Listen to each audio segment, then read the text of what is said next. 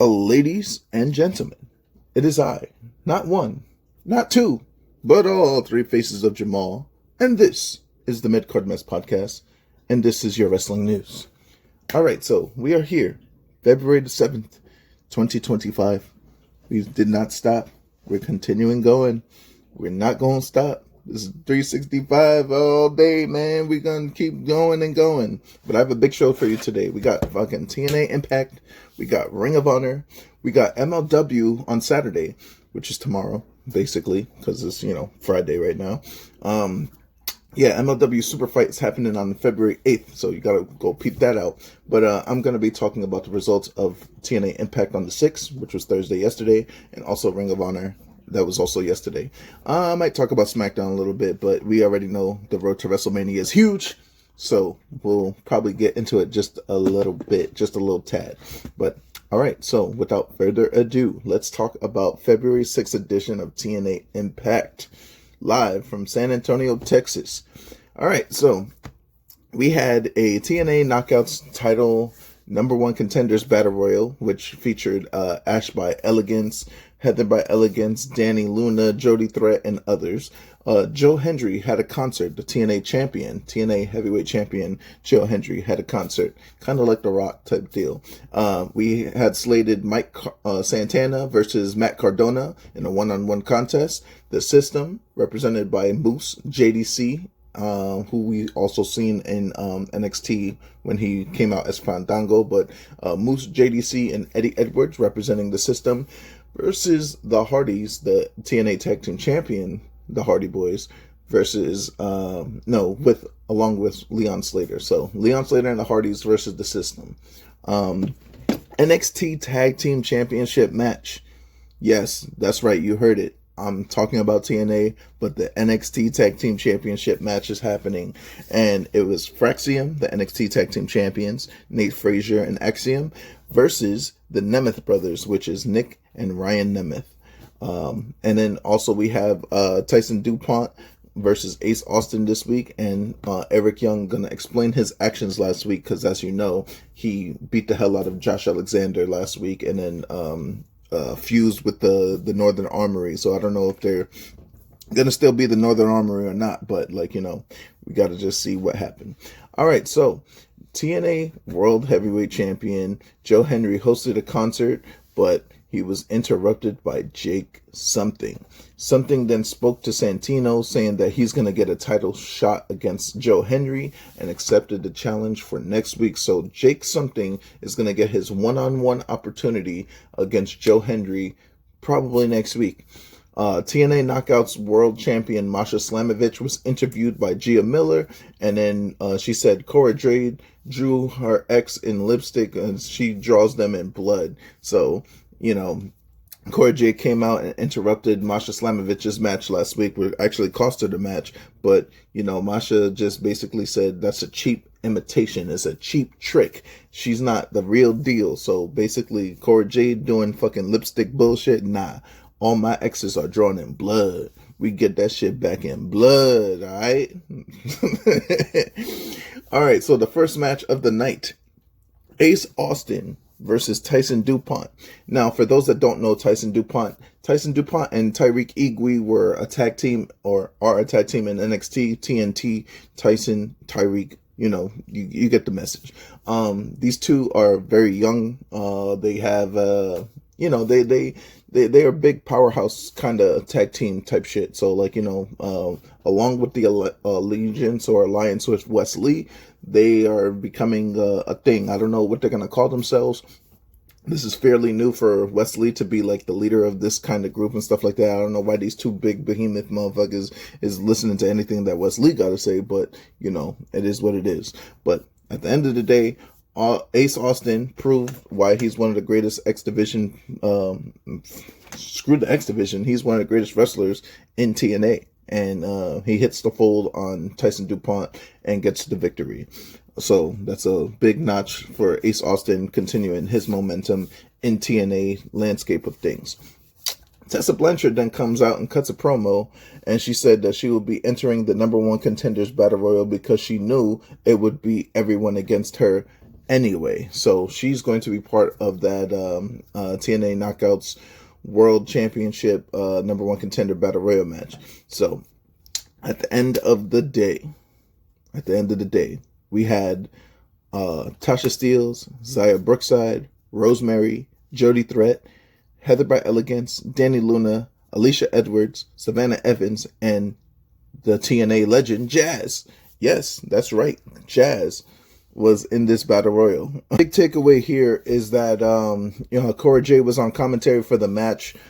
She was just talking about how like her opportunities in TNA is going to be and how her opportunities in TNA is going to be beneficial for her, that she's going to eventually take care of Masha Slamovich in her own time.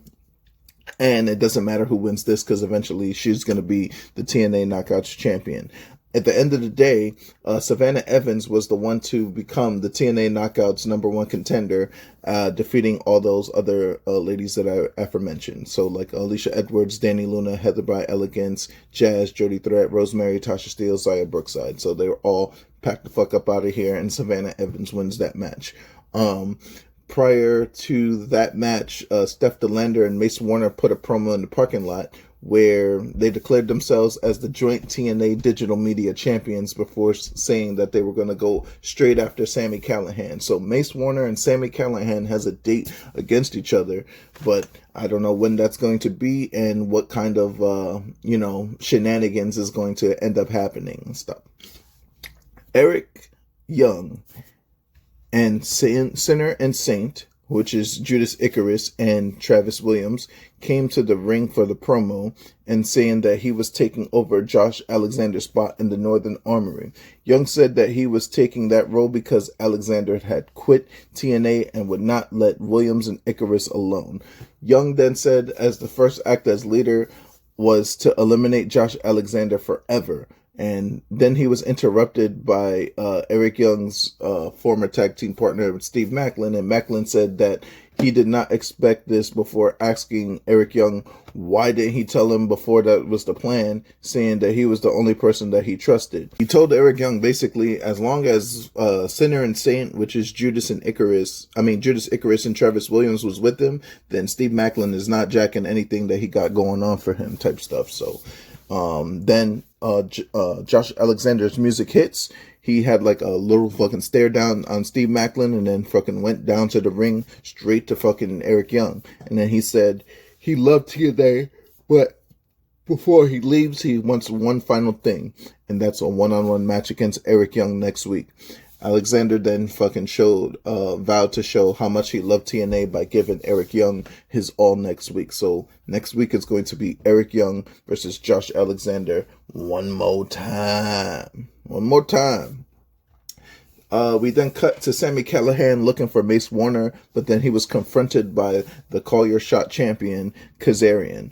And Kazarian basically told Callihan he knew who was Mace Warner and he would not tell him because, Callihan was a mark. He's calling everybody a mark nowadays. Callihan then left Kazarian and then called Santino out to come fix to fix the issue that they got going on. So eventually, like I said, he's gonna have to try to catch the fade with Mace Warner and Steph DeLander, but I don't know when that's going to be. Leon Slater and the Hardys versus the System. Great match actually, and this is probably biggest moments of Leon Slater's life. I mean, he's probably been a Hardy Boy fan his whole life type shit. So it was pretty cool to see. That fucking frog splash, the frog splash 450. That shit is crazy, bro. Like Leon Slater continued doing the Swanton 450, bro. That dude did a Swanton 450 splash. That shit is crazy. And they did it on Moose, boy. That shit was wild. But yeah, Leon Slater and the Hardys beat the System. Mustafa Ali meets with the Good Hands. They were arguing and they said that they could be great hands. After that, Ali met with Tasha Steelz and then tried to recruit her as well. So, maybe Ali is about to have this big faction. If he has the good hands on his side, he got one of the greatest female wrestlers in TNA with Tasha Steelz at his side. I don't know what that's going to end up being, but I do know it's going to be a heel faction, but we got to see. So just got to let that shit cook. If I know nothing from TNA, I know that you got to let TNA cook, because once it's in the works, once it's in bloom, then it's great. It's great to see. Mike Santana and Matt Cardona have a great match, and Mike Santana ends up spinning the block on Matt Cardona and ends up winning that match. The NXT Tag Team Championship main event match. We have Nathan Frazier and Axiom versus the Nemeth brothers. What a fucking match. And again, the fact that Nathan Frazier and Axiom are still NXT Tag Team Champions are just a testament to how great they are good as a tag team. And I've been watching Axiom a long time. Oh, excuse me. I've been watching Axiom a long time, since he was a kid in NXT UK. Nathan Frazier, not so much. I really wasn't he reminded me of what he's like Paul London and Brian Kendrick in one body type stuff. So that's that's what I thought of Nathan Frazier. But both of them together, ever since Axiom and Nathan Frazier became a thing, this was like a makeshift tag team that ends up being a great tag team. You see it happen all the time. The North was one of those tag teams. Ethan Page and Josh Alexander. The Bar, you had Sheamus and freaking Cesaro. You know what I'm saying? Oh, I'm sorry, Claudio Castagnoli. They have these wishy-washy kind of looking tag teams, but they make it work, and they make it work to their advantage. So, I mean, even X-Pac and Kane, if we think about it back, what the fuck? But yeah. NXT Tag Team Championship match. Fraxium ends up defeating the Nemeth brothers, and that is it for TNA Impact. So, yeah, Sacrifice happening at March 14th in El Paso, Texas. So they're building up for Sacrifice. No Steiner math required, all right? Sliding right into Ring of Honor, because Ring of Honor also happens on Thursdays. So we're going to slide right into Ring of Honor. Blake Christian versus Adam Priest with a vanilla choke 0. Blake Christian is really good. I watched him in GCW. He's been in WWE for a little bit. Yeah, man, this is just him building momentum. For what, though? I don't know. I don't know if he's going to go after the television championship, maybe the Ring of Honor championship. I don't know. Maybe a tag team, but he doesn't have no partner. So, Blake Christian by himself doing the damn thing. So I'm just happy that he's building his momentum. This new alliance of Griff Garrison and Preston Vance with Chloe Carter and Jack Jameson defeated Perea, which was Eli Theseus and Gabriel Arios.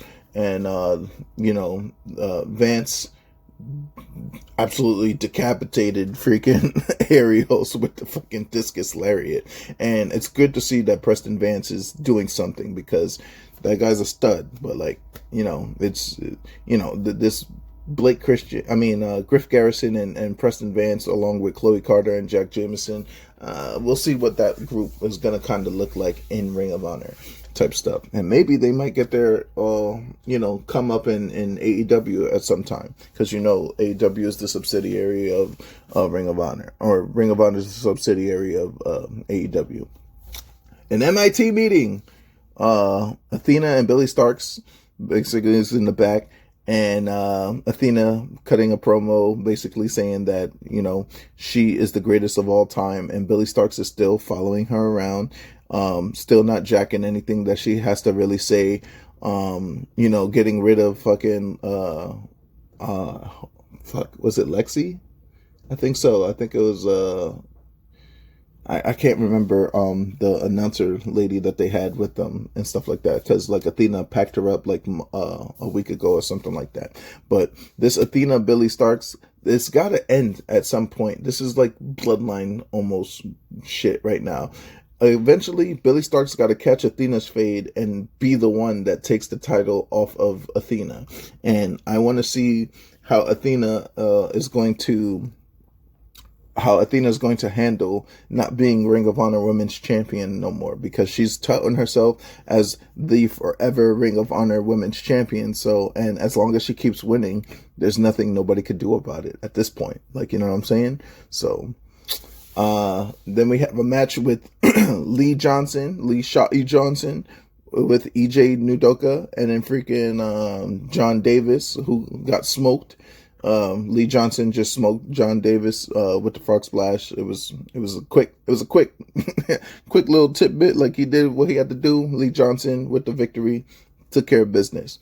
Ring of Honor Women's World Championship Proving Ground match with Athena with Billy Starks versus Carolina Cruz. And Carolina Cruz, she did what she could, but Athena is the champion for a reason. And after the match, Athena attacked Cruz, but then Billy Starks pulled Athena from continuing the attack. And, obviously Athena's like, yo, what the fuck? Like, why are you stopping me? I'm the forever Ring of Honor Women's Champion. So what's going on with you? Sammy Guevara was a little bit by himself, the Ring of Honor Tag Team Champion by himself this week. He faced off against MXM's Mansoor, and Mason Madden, who is his tag team partner, was along with him. Sammy Guevara got the victory over here, not with anything crazy, but just a figure four, making Mansoor tap out. But after the match, Mansoor and Mason Madden attacked Sammy Guevara after the match, hitting the centerfold DDT on Sammy Guevara. Dustin Rhodes is too busy dealing with MJF on freaking AEW, so that's probably why he wasn't there.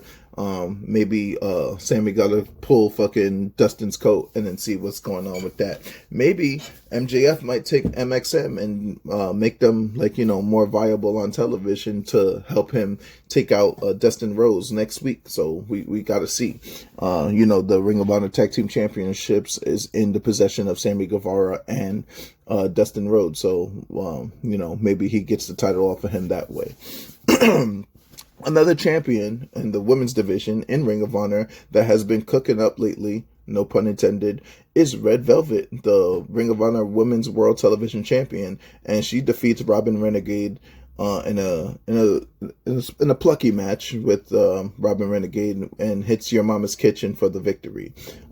She could do it clean, she could do it dirty, it doesn't matter. Red Velvet building her case as one of the greater women's champions in the company. And then the main event was a fatal four-way match between the Outrunners, Turbo Floyd and Truth Magnum, the Dark Order, represented by Alex Reynolds and Evil Uno, grizzled young veterans, soon to be recognized as the greatest tag team of all time, James Drake and Zach Gibson, and the Premier Athletes, who I was really happy to see because I haven't seen Tony Nese and Arya Daivari wrestle in a long time. But in the end, the Outrunners defeat the Dark Order, grizzled young veterans, and Premier Athletes all in one, and they get the momentum and the victory. So that is it for Ring of Honor, and that is going to be it for me for the week. But I have to let you guys know about MLW Super Fight, which is happening tomorrow on Saturday.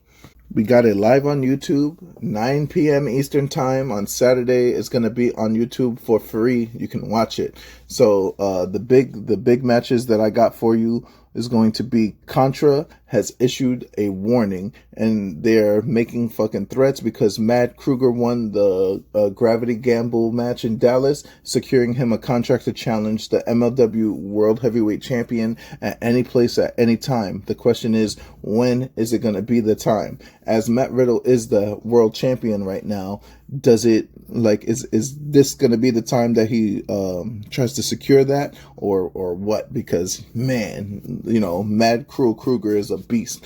Janai Kai from Contra, the kick demon of Contra, is still on a warpath after fuming from her loss last month to Delmi XO. So Kai's looking for revenge against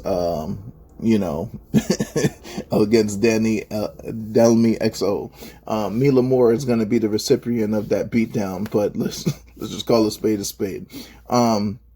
The God Queen, Delmi XO, is going to be live at Super Fight, but what's going to be next for her as the Women's World Featherweight Championship, because she is the Women's World Featherweight Champion. Janae Kai is going to be looking to take that. Mystico and Mascara Dorada is going to take on Templaro and Esfinge. So that's going to be a Lucha Showdown. Obviously, Lucha Tag Rules is going to be in effect. That's going to be a good match. There's going to be a Honey Trap match with Paul London and BRG.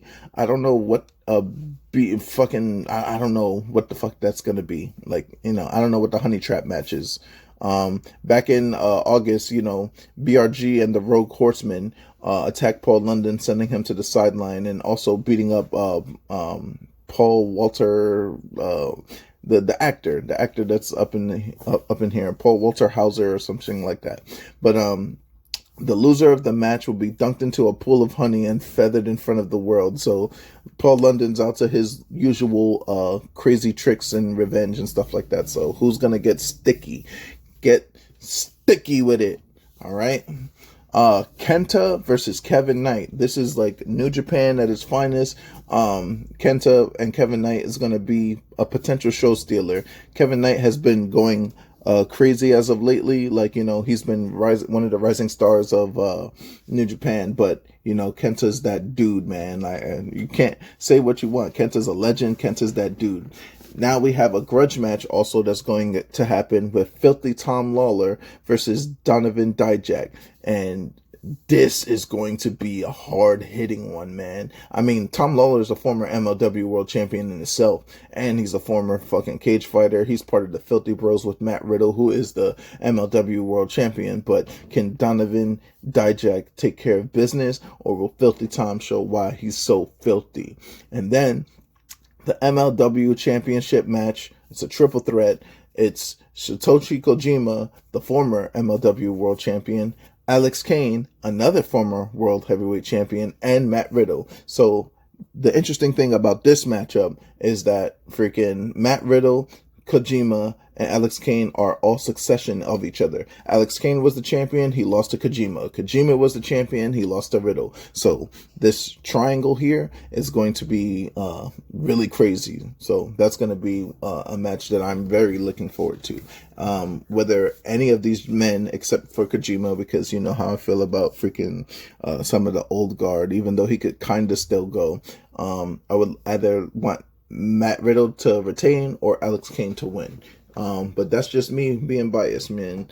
Also, Eric Bischoff is at the helm of it all, just running shit in MLW. I don't know how, I don't know why, but that's just is what it is. Yeah, that's going to be it for me. Wait, before I go, I got to talk about Smackdown real quick because we are on the road to WrestleMania. The biggest things to take away from Smackdown this evening is going to be that the Royal Rumble winners are going to show up and they're going to talk to their respective their respective possible opponents. So Charlotte Flair is going to talk to Tiffany Stratton. That's going to be an interesting encounter. And obviously Jey Uso got to talk to Cody and see what the state of SmackDown is going to be on that end. So, but as of right now, that's it for me. I got to go to the gym to turn my shoulders into boulders, and I will see you guys on the next one. So for everybody that's been rocking with the Midcard Mess podcast, I appreciate it. Please like, share, subscribe. It's on YouTube. It's on SoundCloud. I'm putting it on Facebook stories. I'm putting it on Instagram stories. Please let everyone else know. Let's keep this organic. If you are not part of a wrestling group, if you want to be part of a wrestling group, join the Midcard Mess podcast, the Midcard Mess page on Facebook. You can, it's a cool wrestling bros, wrestling gals. It's awesome. Like, we're basically a family on that side of town. So, I know I don't sound very convincing, but like really, truly, it's like one of the greatest wrestling groups I've ever been a part of, and I've been part of many. A lot of toxicity on some of them ends, and they beefing on the internet for no reason, like type stuff. There's no internet beef over here. And then we also link up from time to time.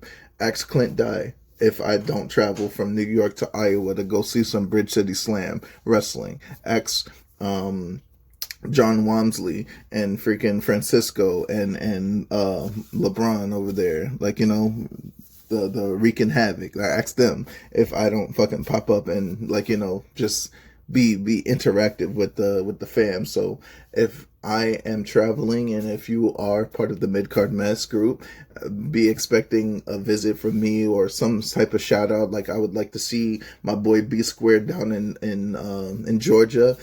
Miss Clarina, I would like to see you out there in Georgia. You know what I'm saying? Like, we got Roland Duran out in freaking Texas. I would like to go to one of those shows. I know it's a little more heavy and hardcore and stuff like that. I want to peep that out. Really anywhere, like anywhere possible. If it's pro wrestling, it's for me.